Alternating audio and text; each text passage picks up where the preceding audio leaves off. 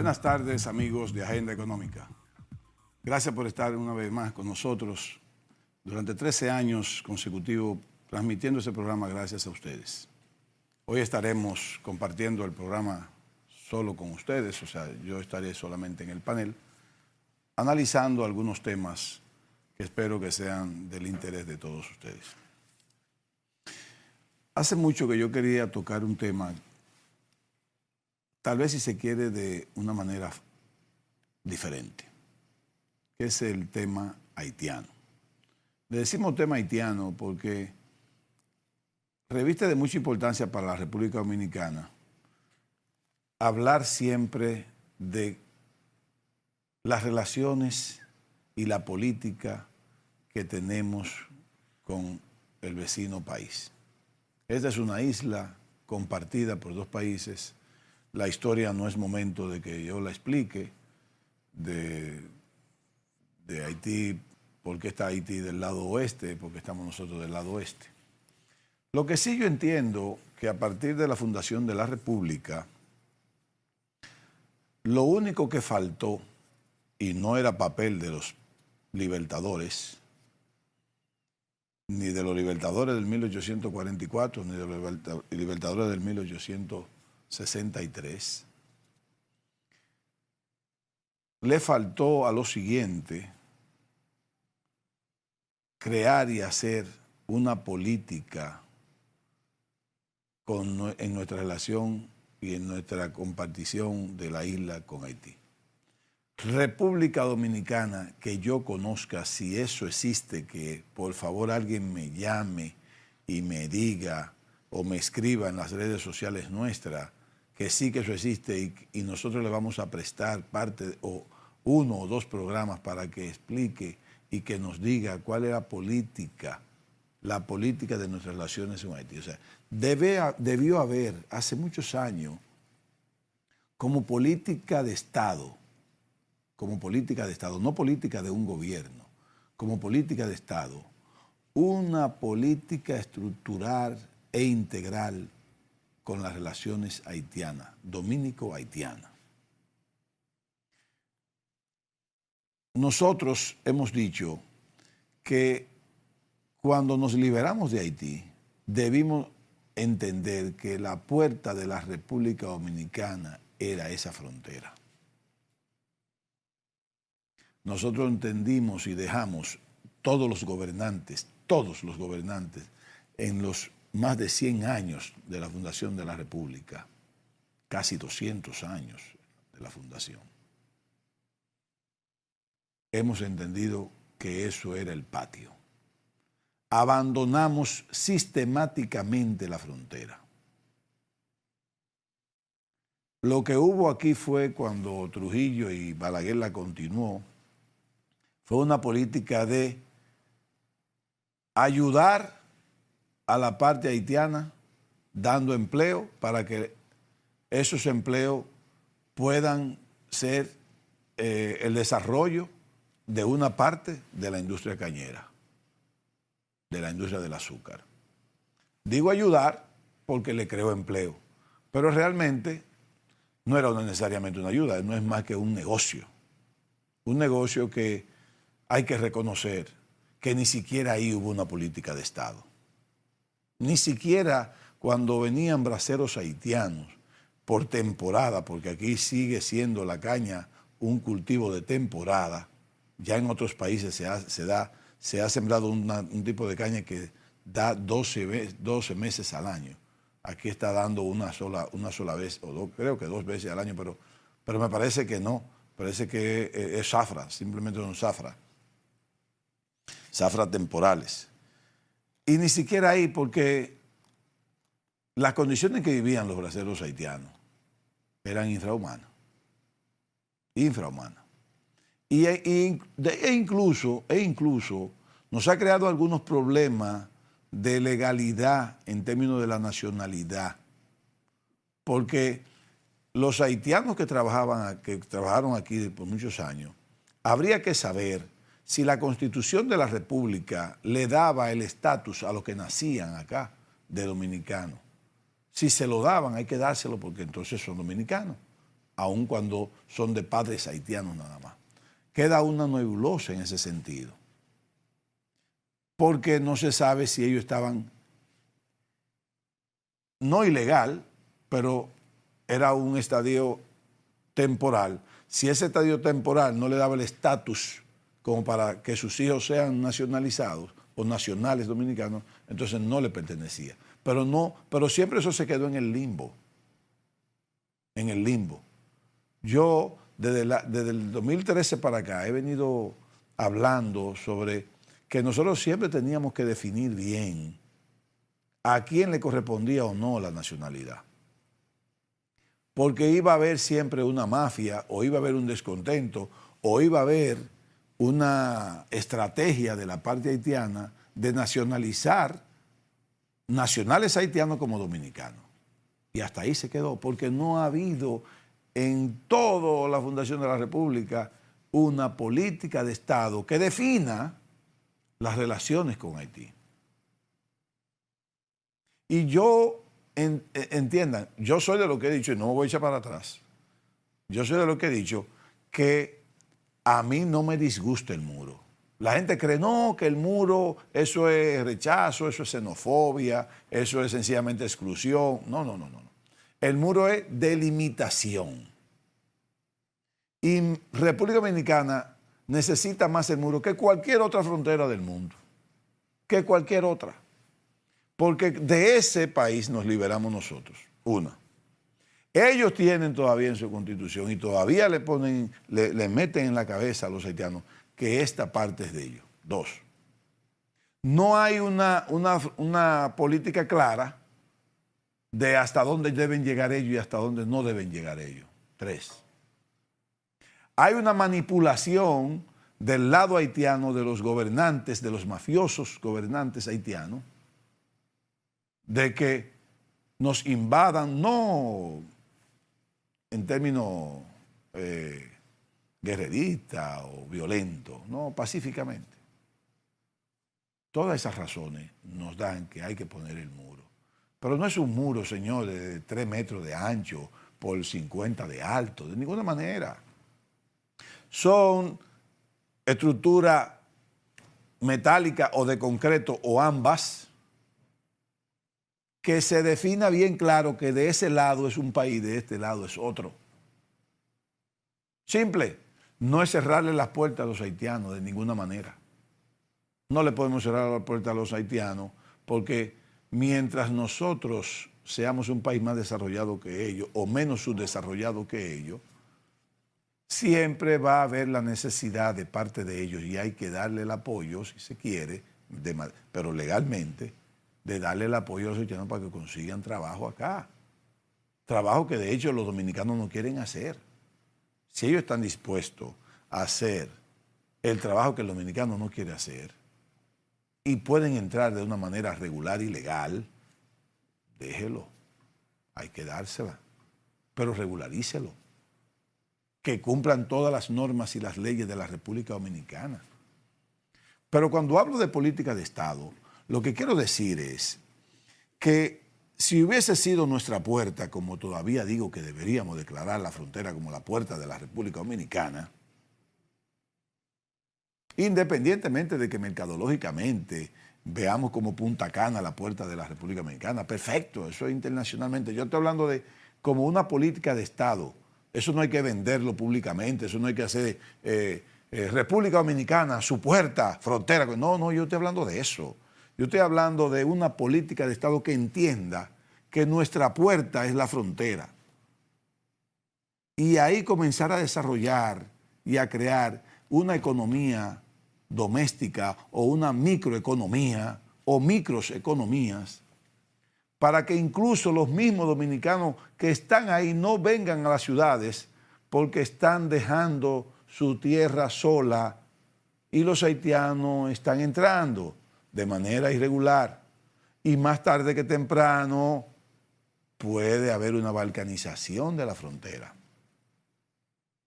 Entonces, esas cosas solamente se impiden, se limitan con una política de Estado. Nosotros, en el plan de nación de 10, de 5, de 15, de 20. Tenemos que tener claro cuál es la relación que nosotros tenemos con Haití, hasta dónde vamos a llegar, cuáles son los negocios que vamos a hacer con ellos, cuáles son los proyectos que vamos a hacer con ellos, los proyectos binacionales que vamos a hacer con ellos. Que el sector privado participe de eso y que vea un beneficio económico el sector privado. Que vea un beneficio económico y que también vea una responsabilidad nacional. Y hay muchísimas oportunidades. El que conoce la frontera de sur a norte sabe lo que yo estoy diciendo. La frontera es incluso fértil, no es desértica. Pueden haber proyectos agroindustriales que la gente ni se imagina. En la frontera, restauración, por ejemplo, pueden haber cultivos de cacao orgánico, que nosotros somos número 1 en el mundo. Hay unos proyectos de aguacate muy interesantes, pueden haber otros proyectos de aguacate de exportación, mangos de exportación. Creo que hasta piña puede haber, ¿por qué no? Melón, sábila o aloe, proyecto lechero, proyecto de carne, proyecto con invernadero para exportación, ahora que tenemos relaciones con China. O sea, es toda una gama de proyectos que se pueden hacer, donde incluso participen los haitianos. ¿Por qué no? Que vengan diariamente a un empleo y que se devuelvan a su país. Lógicamente, para eso es Jimaní. Esa imagen que nos está enseñando es Jimaní, yo conozco bastante bien eso ahí. Para que ellos puedan ir y volver, tienen que tener condiciones humanas donde ellos van a pernoctar y a dormir, que del lado de ellos es totalmente desértico.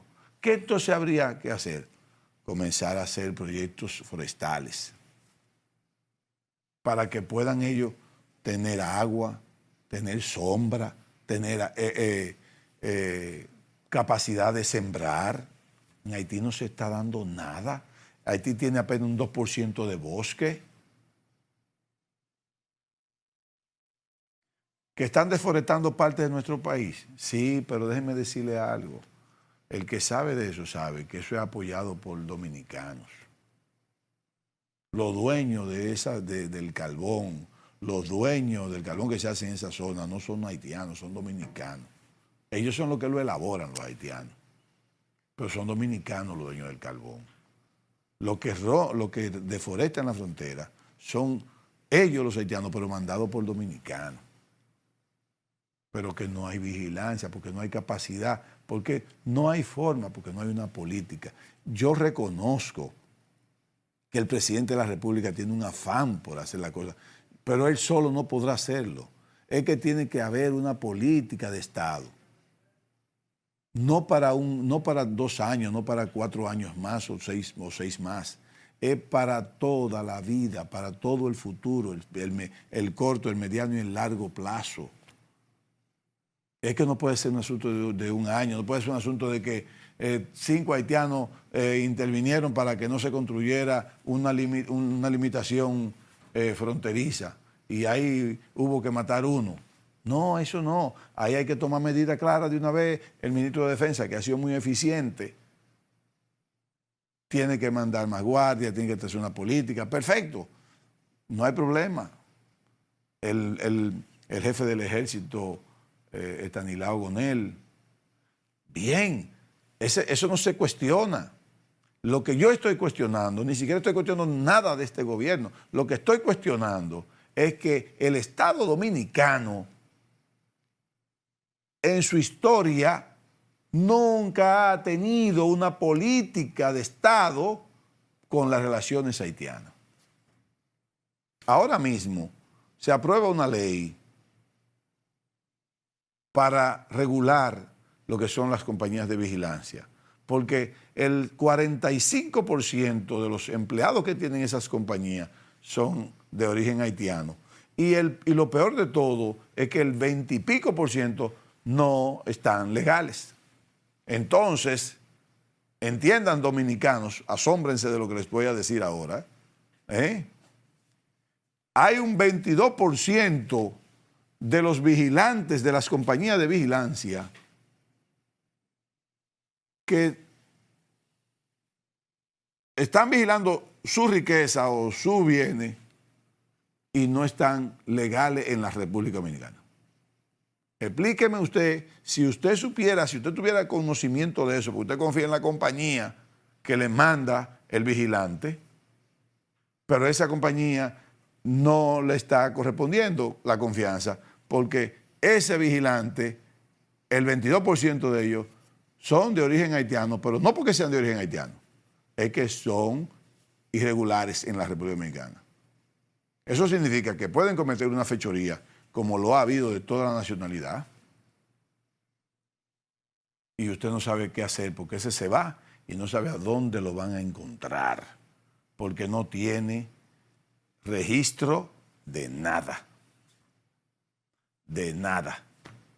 ¿Por qué lo hacen? Para pagarle menos. ¿Por qué lo coge ese haitiano? Porque no tiene nada que hacer. ¿Qué es bueno o es malo? Yo no sé. Pero ¿y si no fuera bueno? ¿Y si fuera un delincuente? ¿Cómo lo atrapamos? ¿Cómo le ponemos un régimen de consecuencia a una persona que puede agarrar a pie y nadie lo va a encontrar? No está registrado. ¿Cómo lo buscamos? Entonces, la República Dominicana necesita, pero perentoriamente, una política de Estado en las relaciones con Haití para poderlo incluso darle más apoyo a ellos, porque el futuro haitiano,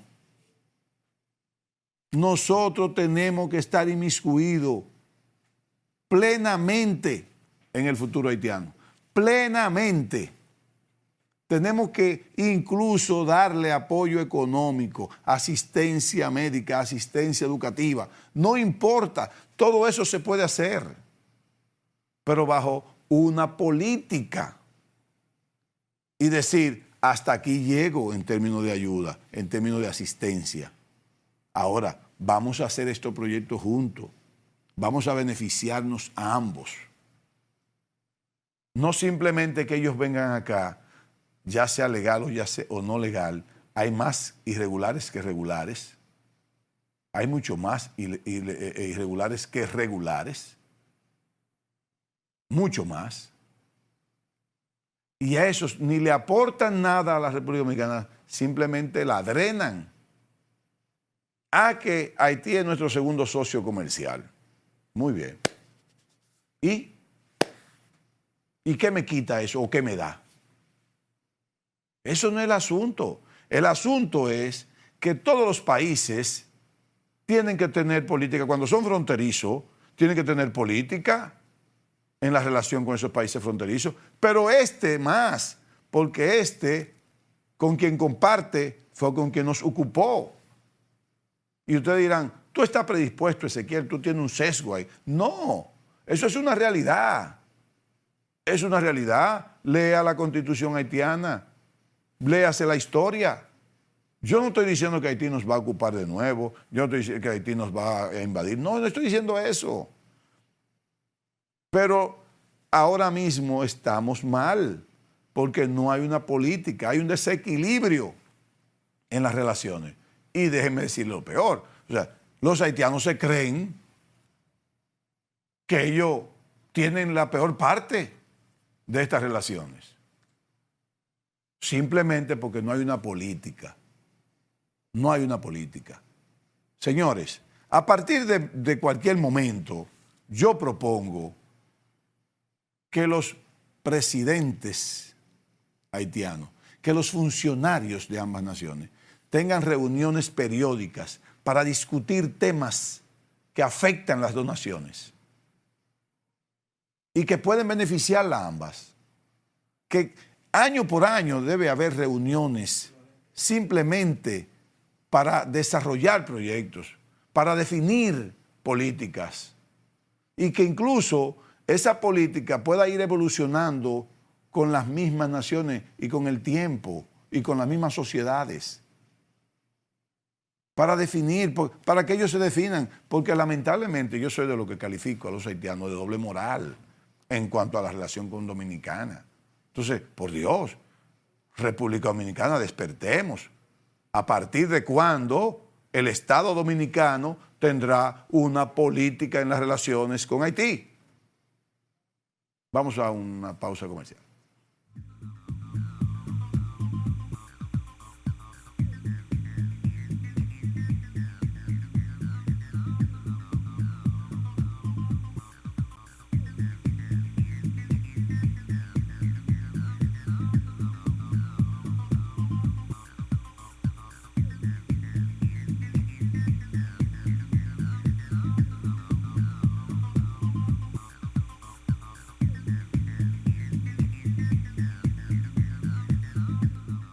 Continuamos en Agenda Económica.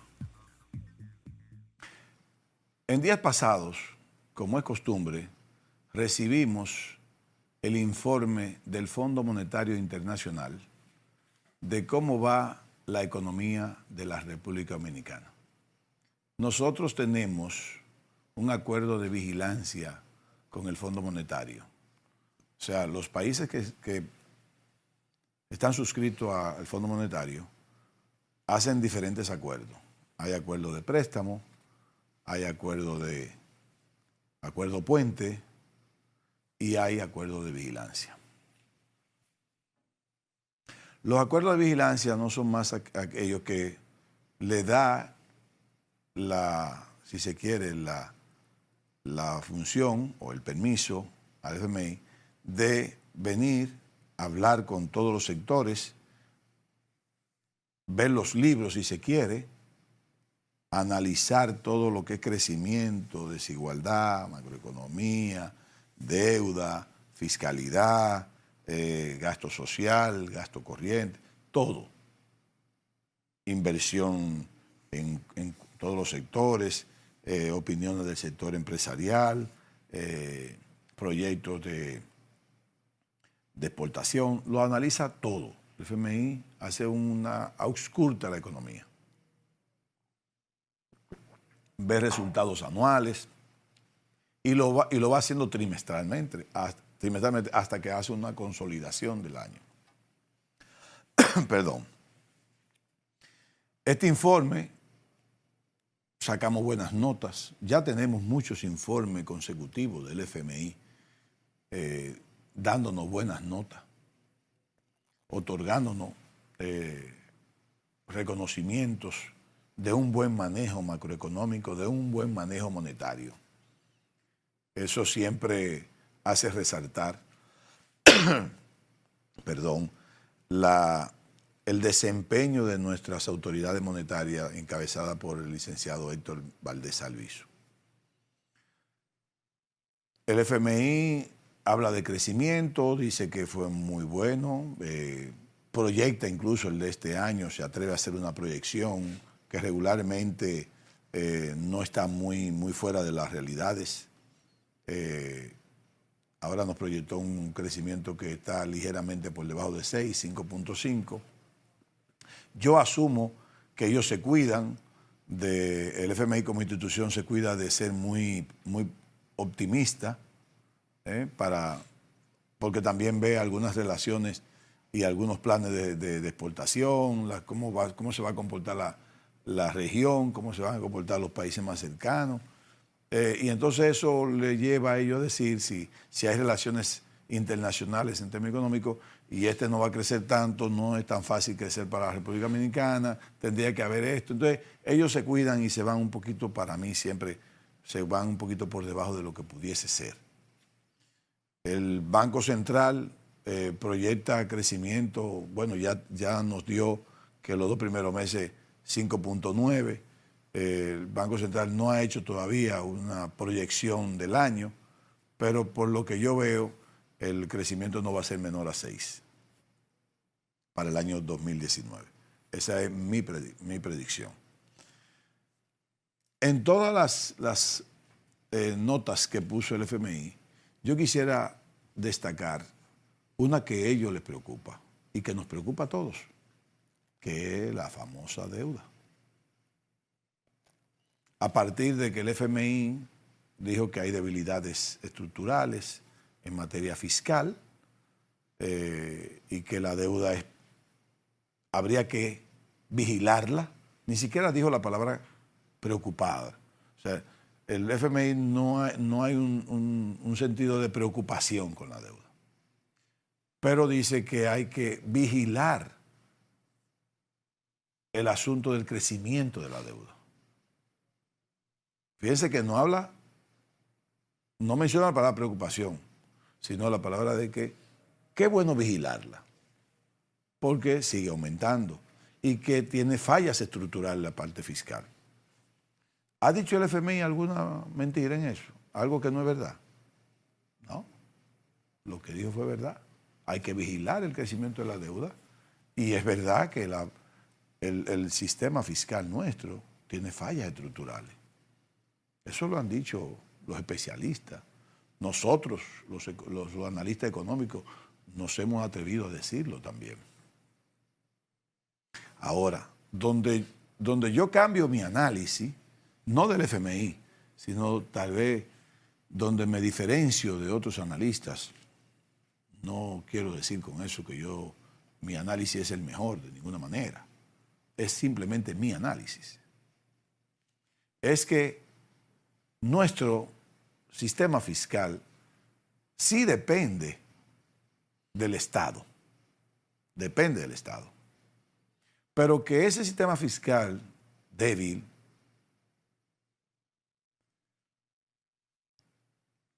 ha venido creándose con debilidad o con fallas a través del tiempo, porque los políticos,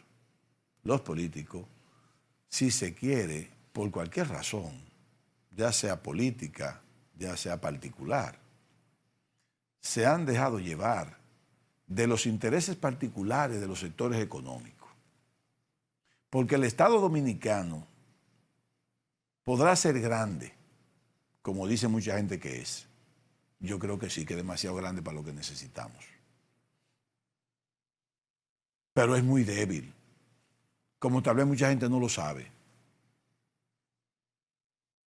Porque yo sí creo que el Estado dominicano es muy débil. Y el Estado dominicano es muy comprometido con el sector privado. Y no me malinterpreten, yo de ninguna manera le estoy cayendo encima del sector privado, porque yo soy del sector privado. Pero vamos a separar las cosas.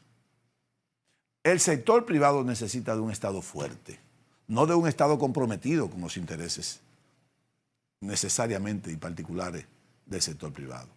Es al contrario, lo que pasa es que nosotros tenemos que entender como sector privado lo que nos conviene. Nos conviene un Estado fuerte, independiente,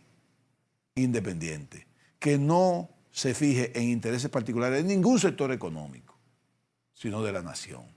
Cuando el Estado dominicano pueda tener una estructura fiscal fuerte, sólida, equilibrada, con mucha equidad, podremos incluso ver a un Estado dominicano que disminuye la desigualdad social y la desigualdad económica. Eso el sector privado, como se ha enfocado en intereses particulares de cada sector económico, ha debilitado la estructura fiscal y ha puesto en riesgo el futuro de la economía y de la socioeconomía de la República Dominicana. Ojalá que yo me haya dado a explicar, porque mañana salen que yo dije tremendo disparate, porque yo sé que lo hacen. Yo estoy claro en que eso puede suceder. No me importa. Simplemente yo estoy diciendo lo que es. El sector privado, por no estar cohesionado, por querer buscar solamente beneficios particulares sectorizados, con el tiempo lo que ha creado una debilidad en la estructura fiscal. Y eso le va a rebotar como boomerang al sector privado si más tarde que temprano o más temprano que tarde, no se une el sector privado y no propone o no hace una propuesta única. Y yo siempre, cuando hablo de la fiscalidad, siempre le pongo un poquito y menciono a al Centro Regional de Respuestas, Centro Regional de Estrategia Económica Sostenible, CRES, que dirige Selman y Miguel Collado, que por lo menos desde el año 2015 se atrevieron a hacer una propuesta por escrito, una propuesta fiscal. ¿Qué es la mejor propuesta? No sé, pero por lo menos lo hicieron. Y a partir de ella se puede hacer una propuesta estructural, completa, no que beneficie a un sector, que beneficie a todo el sector, a toda la nación. Porque, ¿qué hace el Estado con la fiscalidad? ¿Para qué sirve sobre todo la fiscalidad? La fiscalidad no es más que busca simplemente hacer una distribución de la riqueza para crear o para disminuir la desigualdad social. ¿A través de qué? De muchísimos instrumentos que parten a partir de usar los recursos económicos que se captan por los ingresos tributarios y fiscales, hacer inversiones sociales o de capital, crear carreteras, hospitales, mejores escuelas, mejores profesores, tener estructura para producir agua, para darle agua a la población, electricidad, tener programas de vivienda de bajo costo. Entonces, mira, pero eso lo está haciendo este gobierno. Sí, lo está haciendo este gobierno, hay que felicitarlo. Pero realmente el presidente Danilo Medina ha hecho muchísimo. Pero el presidente Danilo Medina, aún haciendo tanto, es criticado. ¿Y por qué critican a Danilo Medina, que tiene visitas sorpresa, mejores ahora hospitales, mejores escuelas, más escuelas y mejores escuelas, mejorando la calidad de la educación, mejorando la calidad de la salud, tiene proyectos de presa, de cosas? Porque no le da el dinero, además, no le da el dinero para hacer todo lo que quisiera hacer. Y sobre todo porque lamentablemente, se está endeudando, o está endeudando el país. ¿Es culpable Danilo Medina de la deuda? Va a cargar con la culpa. Va a cargar con la culpa. Eso es parte de lo que él va a tener que cargar. Pero no de que sea culpable. Culpables somos todos. ¿Quiénes son los que vamos a pagar en el futuro si no se hace una propuesta fiscal integral que comience a disminuir la desigualdad, que comience a disminuir la deuda improductiva? Porque mañana los chinos nos prestaran a nosotros 40.000 millones de pesos o 50.000 millones de pesos para salir de toda esa deuda cara. Nos la prestan a un 2%, salimos de toda esa deuda cara y hacemos 30 presas que necesitamos para agua y después hacemos otras cosas y esto, y nos ahorramos un dineral de intereses. Yo digo que sí, que la cojan. ¿Que a qué precio sería? Al precio que como usted pueda negociar, porque usted no tiene que regalar el país a nadie. Pero hay que hacer la propuesta para ver si empieza en el año 2021. Estamos en el 2019, pero tiene que empezar en el 2021. Y usted dirá, ¿y por qué no empieza Ezequiel Molina el 1 de enero de 2020? No, porque ahí es que está. Hemos perdido tanto tiempo que no es verdad que ningún presidente, olvídense de que Danilo Medina no, ni Danilo Medina, ni ningún otro, llámese como se llame, va a poner una reforma fiscal en enero de un año electoral.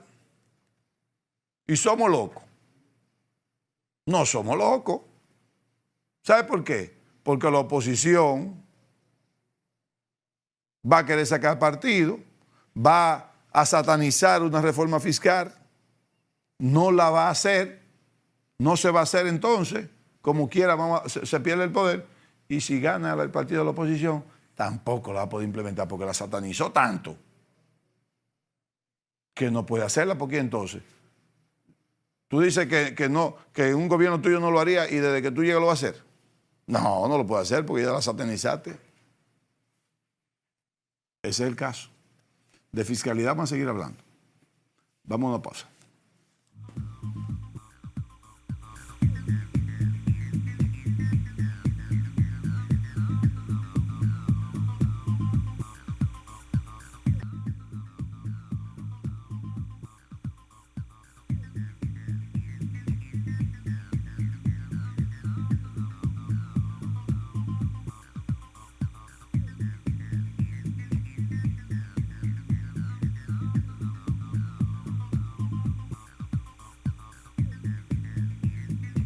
Decía que de deuda y de fiscalidad íbamos a seguir hablando.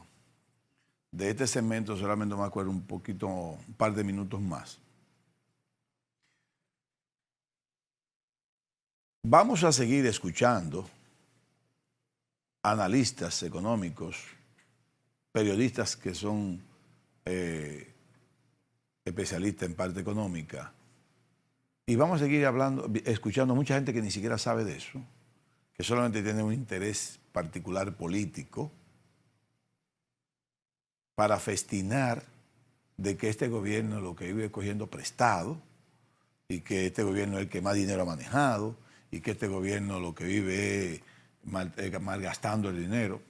Pudiésemos revisar el gasto, pudiésemos revisarlo, ¿por qué no? Pero si ustedes quieren, yo les voy a dar un renglón en que se puede estar diciendo que el gobierno gasta mucho, vamos a decir que gasta mucho en publicidad. Bueno, perfecto, hay dos cosas ahí.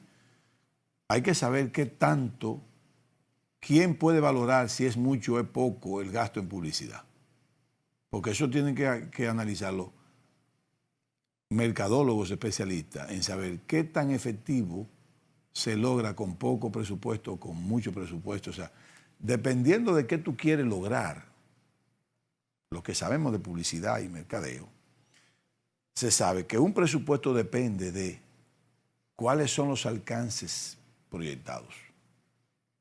Y si es nacional o es local, si es algo focalizado o no. Hay un axioma en publicidad que dice que cuando el anunciante está saturado de ver su publicidad, el objetivo meta, o sea, el consumidor, como dice el axioma, es que comience a percibirlo. Entonces, a partir de ese axioma, habrá que ver cuál es el presupuesto, si es mucho o es poco. La oposición siempre va a ver que la publicidad del gobierno es mucha. Los que tienen intereses particulares en criticarla también. Habrá que ver. Esa es una parte. La otra parte es que si el gobierno retirara toda la publicidad estatal de los medios, cerrara el 98%. El 98% de los medios cerrara. O sea, sirve incluso hasta de sostén de algunos medios de comunicación. No le voy a decir de algunos programas. No le voy a decir de algunos programas. Y lo está hablando quien dirige este programa o está hablando ahora en programas en económica de un programa que no se ha beneficiado mucho de la publicidad estatal. Me encantaría que llegaran los anuncios, pero no lo pido. Bien, el otro tema que tenemos nosotros es el Brexit. El Brexit sigue dando de qué hablar, sigue preocupando. Los ingleses se metieron en algo de una camisa de 11 varas. No saben cómo salir del Brexit, no cómo implementar el Brexit. No saben cómo salir del Brexit, cómo aplicarle al Brexit en vez de una salida, una entrada. No saben cómo hacerlo.